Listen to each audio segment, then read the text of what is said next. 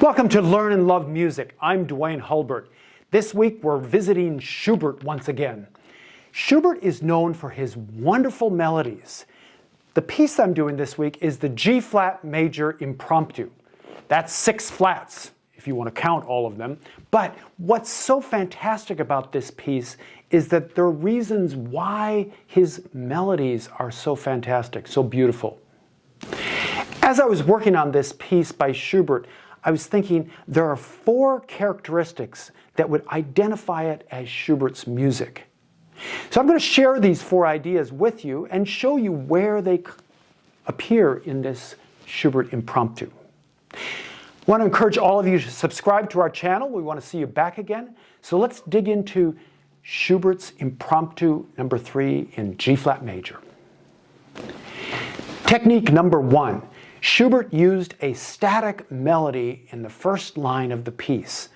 How could he get away with that? It's because the harmony underneath is so rich. It's not the melody that makes it so characteristic of Schubert, it's the harmony underneath. Listen to how he presents this passage. You can hear that one line on the top, and finally it goes down. Not terribly interesting, but you add these rich harmonies underneath. There's a G-flat major chord at the beginning, and then it switches to E-flat minor, and then it goes down to E-flat minor, and then A-flat minor. So it gives it a rich and wonderful color. But we put all of that together with the moving notes, and this is what the opening sounds like.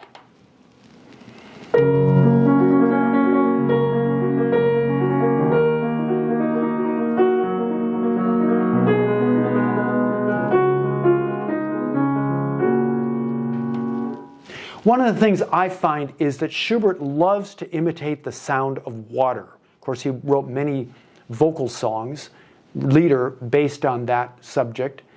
But underneath, we can hear all of that, too. Like a stream running along a bankside. Technique number 2. Schubert uses falling melodies. Listen to these beautiful passages that fall down on the bottom of the first page. C-flat major, falling melody 1, falling melody number 2, finally he kind of levels off here. It's so characteristic of Schubert. Technique number 3. Schubert uses this angry bass line to create a contrast between the beautiful melody that we heard in the beginning. It's almost like a villain is involved in this. Let's listen to that angry bass line. And we still have the idea of the stream going on, but listen to the bass line.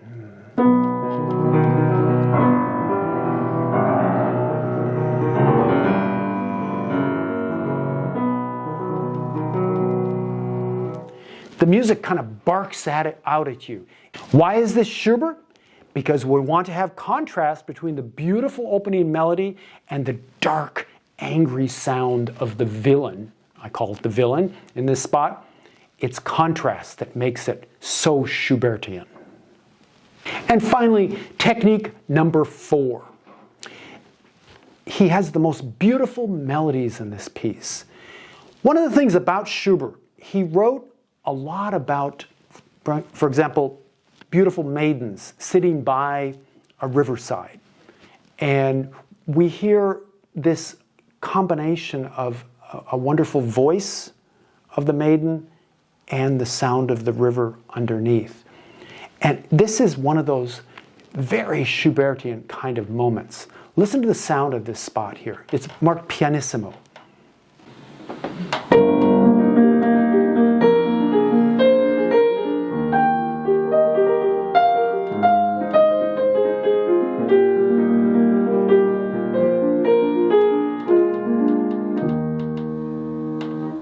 Isn't that one of the most transcendent melodies you've ever heard?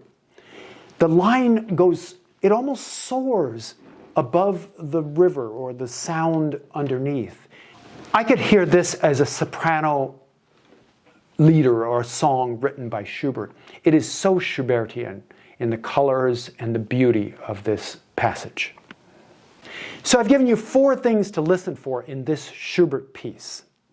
Also, check out our companion video where I will be playing an entire performance of this impromptu.